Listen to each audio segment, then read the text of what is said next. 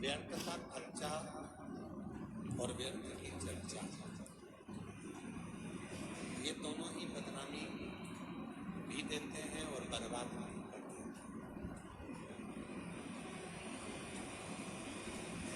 आप किसी की व्यर्थ चर्चा करते रहो तो लोग आपको बदनामी का ठिकरा दे देंगे। इसके पास तो कोई काम नहीं है, निंदा में लगा रहता है, निंदा में लगी रहती है। तो अपनी मानव की जिंदगी, मनुष्य का शरीर या मानव की देह बड़ी मुश्किल से बनी हुई है। ना जाने कितने पापड़ बेले होंगे तब जाकर तो अपने को ये मानव का शरीर मिला। 83,99,999 जीवन को निकालने के बाद, योनियां काटने के बाद ये मानव की देह, और 84,00,000वें नंबर की अगर ये देह हमको और आपको प्राप्त हुई है और इसको भी हमने व्यर्थ चर्चा में निकाल दिया, तो फिर ये मानव शरीर भगवान क्यों देगा? एक बहू को सास ने पानी भरने के लिए भेजा कि ये तुम मटका लेकर जा, पानी भरकर लेकर आओ। वो मटका लेकर गई और मटके को फोड़ दिया। बाल्टी में रस्सी बांधकर नीचे कुएं में उतारना था, उसने मटके में रस्सी बांधकर कुएं में उतार दिया। अब मटका भरकर आ रहा था, झूलते झूलते कुएं के अंदर टकराया, फूट गया। अब जो ऊपर आया वो मटका नहीं था, केवल पानी का मुंह था मटके। अब उसने सोचा कि मटका तो मेरा फूट गया, सास पूछेगी कि कहाँ गया, तो उसने वो मटके का जो मुंह था उसको सिर पे रख लिया, क्योंकि मटका लेकर आई थी तो मटके का मुंह सिर पे रख के लेकर और पहुंच गई घर। सास ने पूछा क्यों नहीं बेटा? जल भरने गई थी तो वो मटका कहाँ गया? तो सास से कहा कि वो तो मैं जल भर रही थी तो फूट गया। तो कब कैसे फूट गया? तो कहा कि तो पानी भरने गई थी। तो कहा मटके का मुंह बांधा, कुएं में उतारा, टकराया, फूट गया। सास ने कहा तूने बाल्टी को नहीं बांध कर नीचे डाला था? तो कहा मैंने सोचा डायरेक्ट एक ही को भर लेते, बार बार भरूंगी जाएगा, इससे अच्छा एक ही में भरा जाए। फूट गया। सास ने कहा चल अगली बार तो अच्छे से संभल के लेकर आना। दूसरी बार फिर भेजा उसको।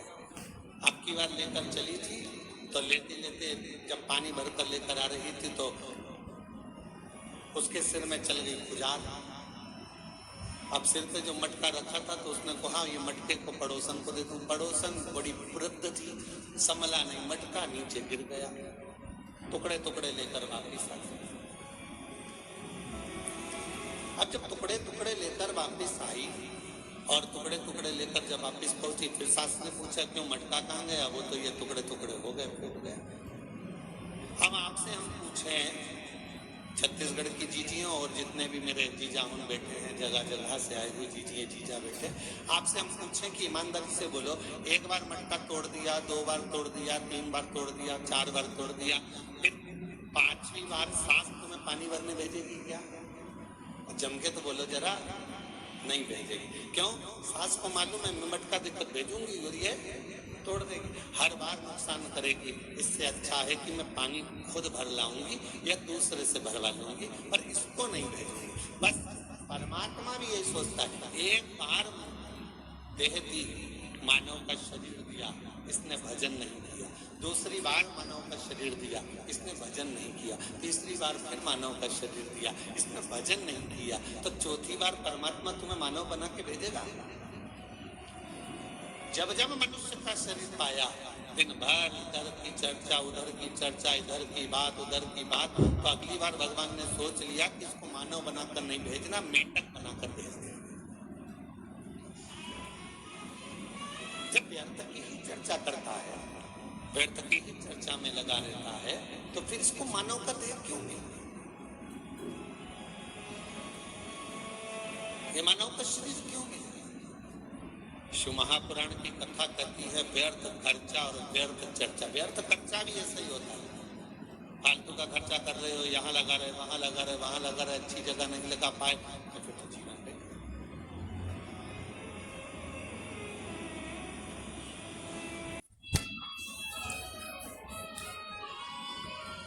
ये मानव तो श्रेष्ठ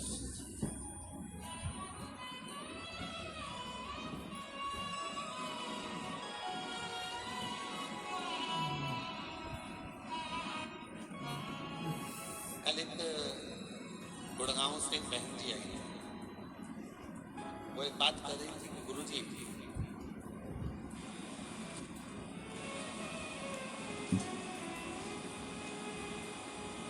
मैं जहाँ रहती हूँ उस गांव, उस सोसाइटी से शिव जी का मंदिर कम से कम 3 किलोमीटर दूर।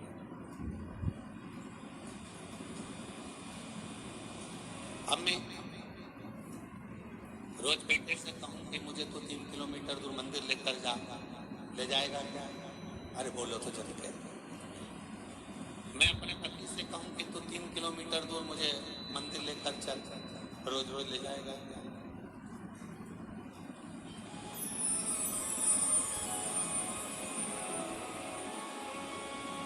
अभी हम आ रहे थे, इसके 1 घंटे पहले यहाँ पर हमारे, हम जहाँ रहते हैं कक्ष में, उसके बाहर एक माता जी बात कर रही थी दूसरी माता जी से। कहे कि मैं तो मेरे पति को बोलकर साथ में लेकर आई हूँ कि अपन केवल आधा घंटा की कथा सुनेंगे, उसके बाद आ जाएंगे। हम कल से आए और कल हमारा पति यहाँ आया और कहने लगा चल अपन यहाँ से फिर चलते हैं, चल चल चल। और उसने रात की जो आरती करी शाम की प्रदोष काल की, उसके बाद हमारा पति हमसे बोला अब तो पूरी 5 दिन की सुन के ही जाए।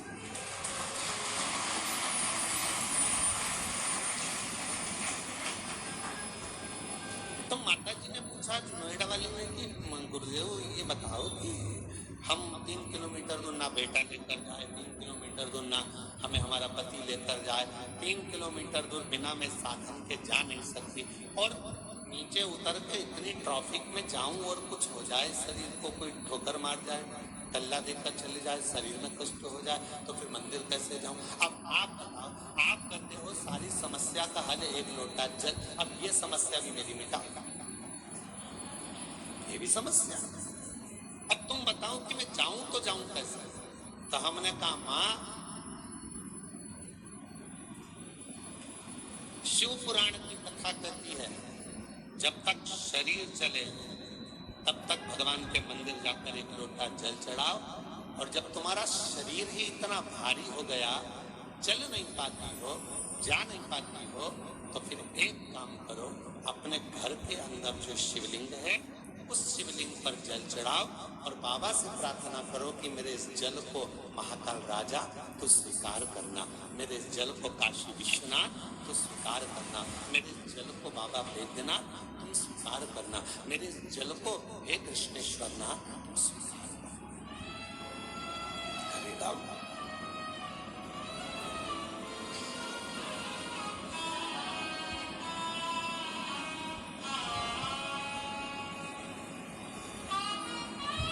स्वीकार करेगा। बचपन में बच्चा सोया रहता, माँ और बाप को उस बच्चे के पास आना पड़ता। बच्चा जब बड़ा हो जाता है, उसे भूख लगती है, प्यास लगती है, तो वो अपने माता पिता के पास आता है।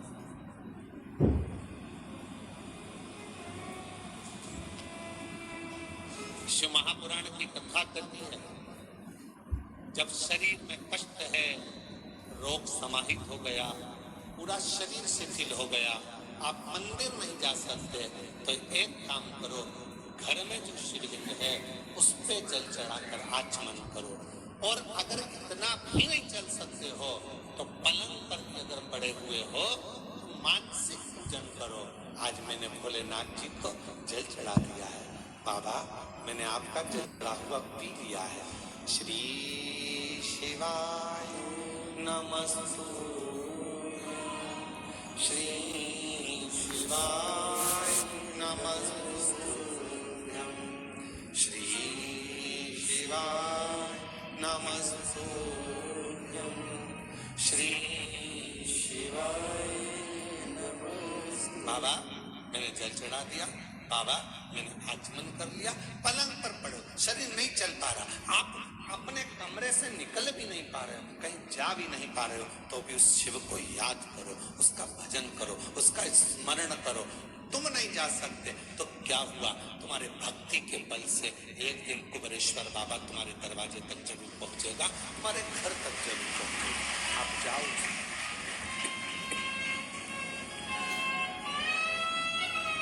तेरे मंदिर में आना मेरा काम है और मेरी बिगड़ी बनाना तेरा। तेरी चौखट तक मैं आ ही गया, मुझे दर्श दिखाना तेरा। हम शिव के करीब हमें पहुंचे। जरूरी नहीं कि आप मंदिर तक जाएंगे, जरूरी यह है कि आपका विश्वास, आपकी दृढ़ता, आपकी श्रद्धा, आपका भरोसा एक ना एक दिन मेरे कुबेरेश्वर बाबा को तुम्हारे घर तक लेकर जरूर आएगा, तुम्हारे दरवाजे तक जरूर आएगा। सरल है। अब तो शिव महापुराण के भी बहुत सारे वक्ता मिल जाते हैं, बहुत कथा कहने वाले शिव पुराण के अब तो बहुत हो गए, पर नारद जी करें वक्ता और श्रोता दोनों मिलना कठिन है। किसका? शिव महापुराण का। रामचरितमानस का वक्ता और श्रोता भी मिलेगा, श्रीमद् भागवत का वक्ता श्रोता मिलेगा, विष्णु पुराण का वक्ता श्रोता मिलेगा, मत्स्य पुराण का वक्ता श्रोता मिलेगा, पर शिव महापुराण का वक्ता और श्रोता मिलना कठिन है। क्यों? क्योंकि दोनों का मिलना इसलिए कठिन है कि वक्ता भी ऐसा होना चाहिए जिसका पूरा भरोसा भगवान शंकर पर हो, और श्रोता भी ऐसा मिलना चाहिए जिसका पूरा भरोसा शंकर पर। वक्ता भी ऐसा हो जिसका पूरा भरोसा शिव पर हो, शंकर के बिना रह ना सके, शिव के स्मरण के बिना ना रह सके, शंकर की भक्ति में डूबा रहता हो, शिव स्मरण में डूबा रहता हो, तो वो वक्ता हो। और श्रोता भी ऐसा हो जो भगवान शंकर के भजन के बिना, शिव नाम के बिना, शंकर के स्मरण के बिना, शिव भक्ति के बिना रह नहीं पाता।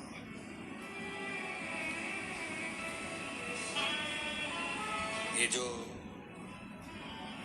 धनोरा वाले दामोदर प्रसाद साहू जी बैठे हैं, इनके बेटे भी बैठे हैं, बहू भी बैठी हैं, पोता भी बैठा है, और इनका पूरा परिवार भी बैठा है। और भी जहाँ धनोरा वाले गांव के लोग भी कथा सुन रहे होंगे अपने अपने गांव में बैठकर, हम उनसे भी कहेंगे, छत्तीसगढ़ वालों को भी कहेंगे, और सारे जितने श्रोता, पूरे विश्व के श्रोता इस कथा को सुन रहे हैं, श्रवण कर रहे हैं। कथा के प्रथम दिन दामोदर प्रसाद जी इस कथा को कराने के लिए पूर्ण तरह से एड़ी से चोटी तक का दम लगा दिए कि धनोरा में एक कथा, पूरा प्रयास किया। पर हमको तो ऐसा लगता है दामोदर प्रसाद जी, और आपके परिवार को भी कहेंगे कि शिव जी को ये मंजूर था। कथा तो तुम्हारी बुक हुई, पर शंकर जी को ये मंजूर था कि कथा तुम्हारे माध्यम से, धनोरा गांव के लोगों के माध्यम से कुबेरेश्वर बाबा की धर्म, ये निश्चितता वो है। लड़के की शादी होगी ये निश्चित है, बहू भी आएगी ये निश्चित है, पर कहाँ की आएगी ये निश्चित नहीं है। एक पंडित जी महाराज अगर ज्योतिषी करे और हाथ देखकर कह दे कि महाराज तुम्हारे लड़के की शादी होगी, ऐसी बहू मिलेगी और बिल्कुल जोरदार मिलेगी और बढ़िया रहेगी, पढ़ी लिखी रहेगी, ऐसे रहेगी, घर संभालेगी, ऐसा होगा वैसा होगा, घर में प्रथम लड़का भी होगा, ये भी होगा वो भी होगा, सब कुछ कहे वो, सब कुछ। पर कोई पूछे उनसे, क्यों महाराज जी आप बताओ लड़की कहाँ की मिलेगी? तो पंडित जी मिलेगी तो पृथ्वी की।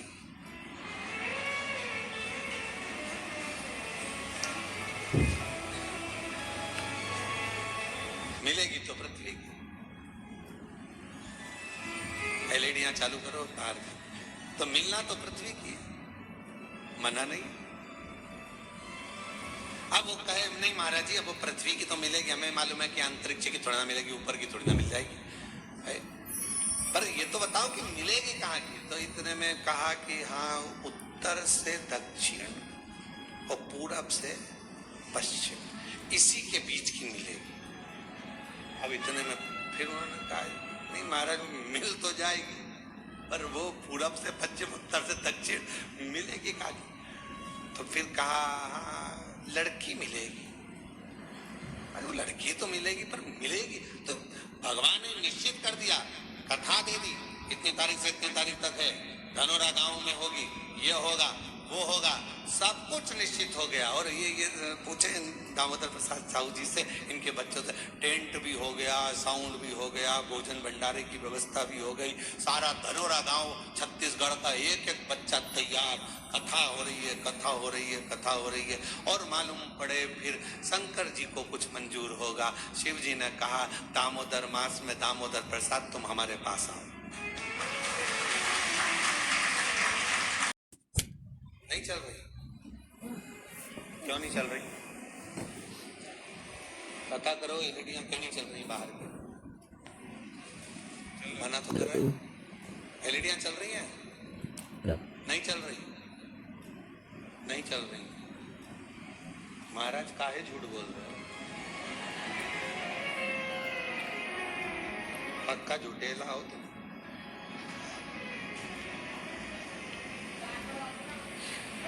श्री शिवाय नमस्तुभ्यम गुरुदेव जी।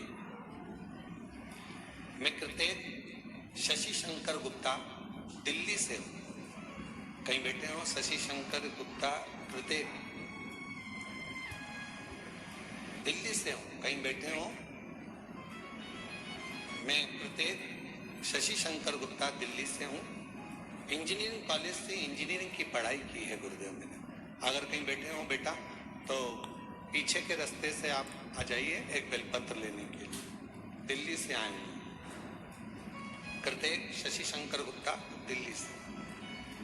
गुरुदेव कॉलेज के चौथे वर्ष में प्लेसमेंट सीजन शुरू हो गया, जिसमें कॉलेज में कंपनी आना शुरू हो गई थी।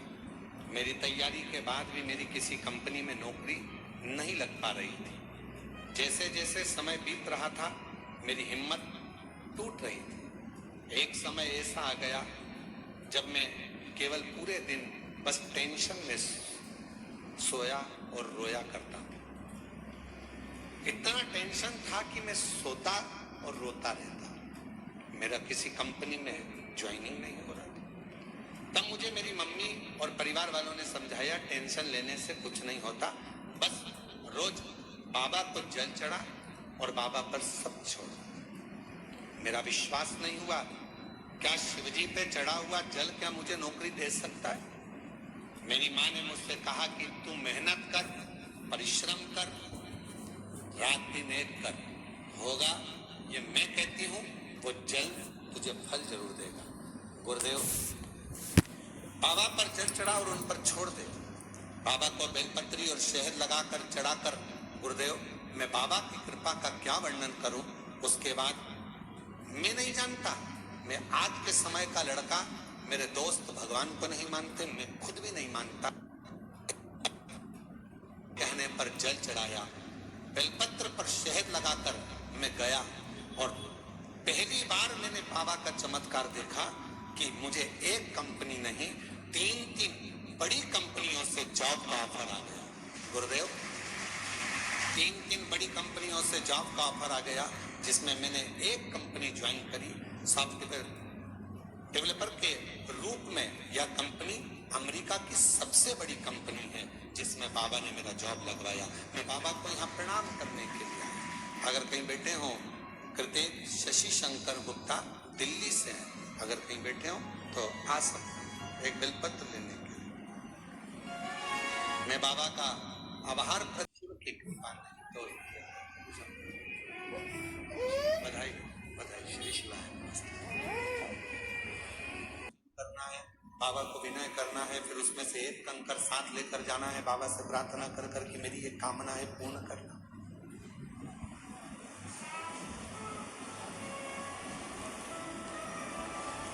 जिनको मालूम है वो करते हैं, जिनको नहीं मालूम वो आते हैं, प्रणाम करते हैं, चले जाते हैं।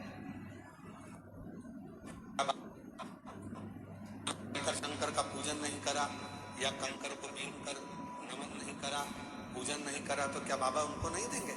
आया तो है ना, कुबेरेश्वर धाम तक पहुंचा तो है ना, कुबेरेश्वर बाबा की धरा पर पहुंचा है, कंकर में उसका शरीर तो लगा है।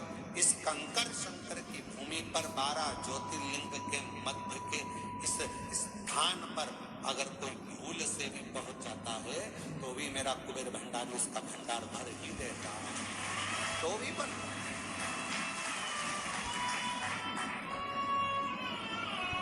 एक कलश जल समर्पित करता है और उसकी जिंदगी का क्लेश शिव समाप्त करता है। कितना चढ़ा रहे? एक कलश, एक लोटा जल, एक कलश जल, एक लोटा जल जब हम शिव जी को चढ़ा रहे हैं तो हमारे जीवन का क्लेश अपने आप समाप्त हो रहा है।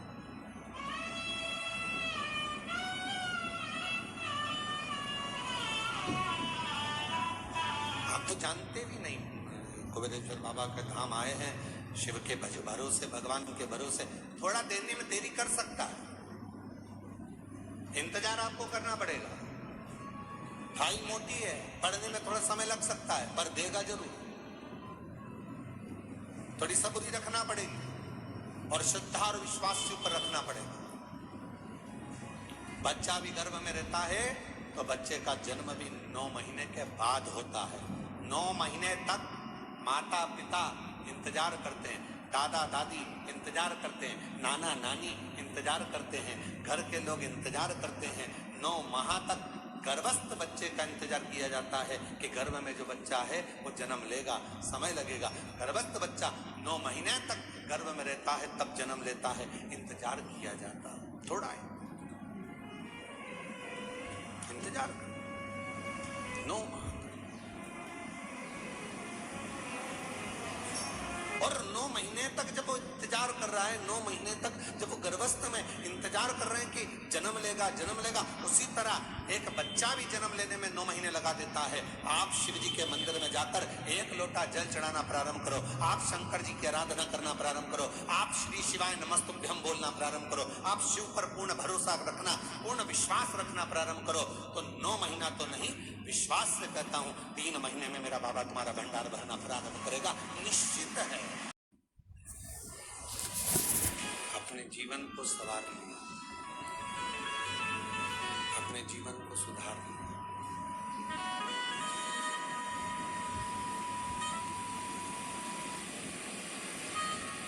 आज 25 तारीख से ये कथा 29 तारीख तक चलेगी।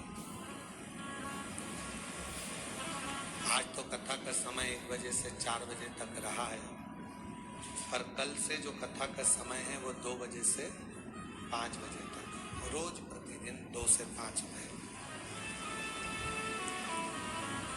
प्रेशर नहीं आ रहा है और गला पकड़ रहा है, थोड़ा क्वालिटी करो उसको।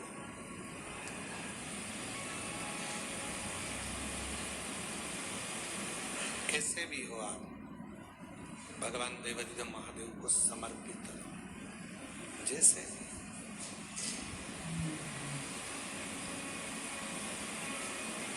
चाहे गलत कर्म भी हो गया, कुछ भी गलत करते भी हो गया, तो भी भगवान शिव को, भगवान शंकर को, भगवान देवाधिदेव महादेव के प्रति अपना समर्पण, आपका समर्पण भाव हो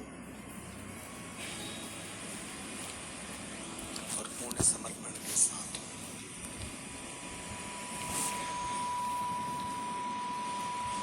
जब पूर्ण समर्पण मनुष्य का परमात्मा के प्रति हो जाता है,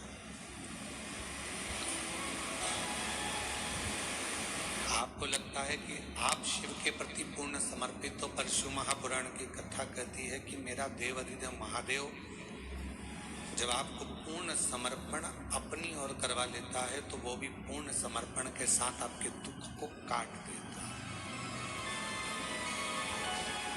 आपके कष्ट को मिटा देता है, आपकी तकलीफों को मिटा देता है।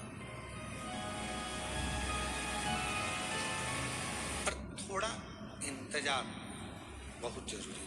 पक्षों का प्रेशर बढ़ाओ, चोंगों का प्रेशर बढ़ रहा है, थोड़ा इंतजार जरूरी है। और जब हम प्रतीक्षा करेंगे भगवान शिव की विरल भक्ति की, कि हम जो भक्ति कर रहे हैं, हम जो 1 लोटा जल चढ़ा रहे हैं, हम भगवान शंकर का गुणगान कर रहे हैं, स्मरण कर रहे हैं, तो शिव उसको स्वीकार जरूर करेगा, शंकर उसको स्वीकार। अब आप बताओ, आपने इतने सालों से कथा सुनी है, हम आपसे एक प्रश्न पूछें कि देवराज नाम के ब्राह्मण ने शिव जी को दिया क्या था?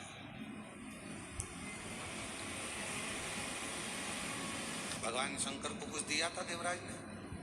चोरी का धन लेकर आया था, और चोरी का धन लेकर आया और वो शिवालय में चोरी के धन को लेकर इसलिए बैठा था क्योंकि शरीर में ताप पड़ रहा था, बुखार पड़ रहा था, उसको ठंड लग रही थी, तो वहां दुबक कर बैठ गया। उसने शिव जी को कुछ दिया? भगवान देवादित्य महादेव को कुछ प्रदान करा? कुछ। उसने शंकर जी का नाम लिया क्या? कुछ। क्या दिया उसने? क्या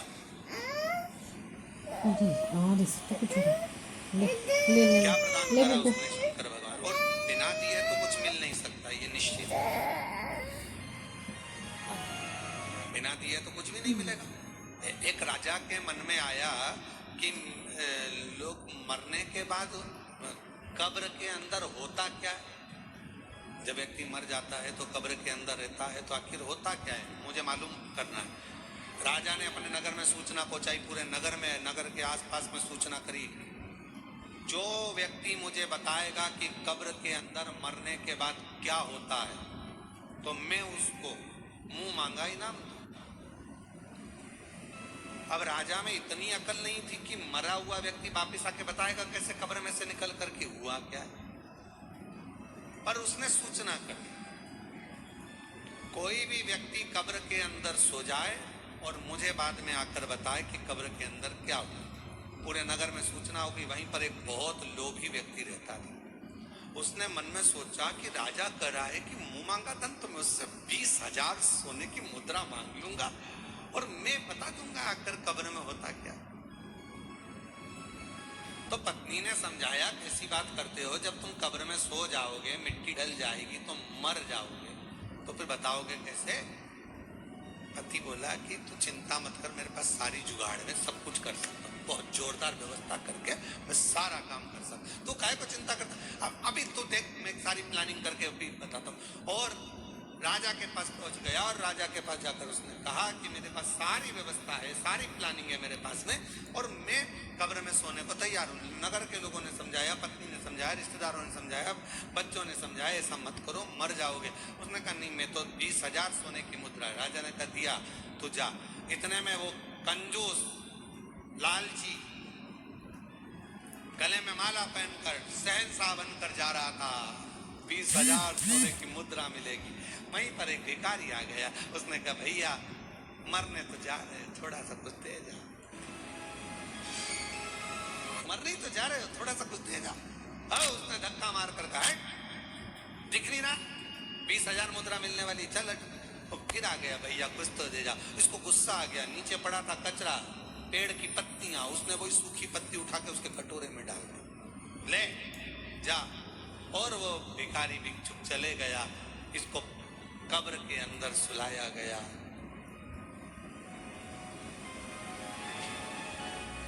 इसने कब्र के अंदर जिसमें सुलाने वाले थे उसमें पहले से छोटा सा बारीक सा पाइप डाल दिया था, जिसमें से श्वास लेते रहूंगा, दिखता रहेगा।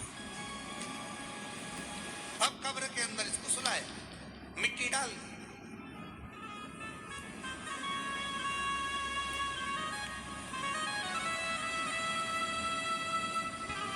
इसने सोचा था बचूंगा। उसी पाइप में सांप घुसने की प्रयास कर रहा था, जो इसने पाइप डाला था उसी में से सांप। इसने देखा इसमें तो सांप घुस गए, अब तो निपट गए। 20,000 सोने की मुद्रा चली गई। जो सांप अंदर आ रहा था उसको एक पेड़ की पत्ती रोक रही थी। सांप अंदर आ रहा है, पत्ती रोक रही है। सांप अंदर आ रहा है, पेड़ की पत्ती रोक रही है। तब फिर कब्र को खोला गया, उसको राजा के सामने प्रस्तुत करा गया। राजा ने पूछा, अब बताओ कि कब्र में होता क्या है, मरने पर होता क्या है? उस व्यक्ति ने कहा, महाराज जो दान किया होता है वो अपने आड़े आकर खड़ा हो जाता है और बचा देता है। जो दान, जो पुण्य करा, जो सत्कर्म करा, जो कथा श्रवण कर रहे हो, किसी को पानी पिला रहे हो, किसी को टॉफी खिला रहे हो, किसी को बिस्कुट खिला रहे हो, किसी का मुख झूठा करा रहे हो, तुम्हारी जितनी सामर्थ्यता है उसके अनुसार तुमने किसी को अगर अन्नदान करा है, वो अन्नदान हमारे सामने आएगा। किसी को समय का दान दिया है, वो समय हमारे सामने आएगा। किसी को पानी पिलाया, वो पानी हमारे सामने आएगा। कहीं ना कहीं हमारा किया गया सत्कर्म, हमारा पुण्य हमारे सामने आकर खड़ा होता है। वो लालची और वो व्यक्ति, लोभी व्यक्ति, लालची व्यक्ति और वो व्यक्ति जब जा रहा था, एक वृक्ष की पत्तियां उठाकर भिखारी के कटोरे में देकर चले गया। वो पत्ती ने सांप से उसकी रक्षा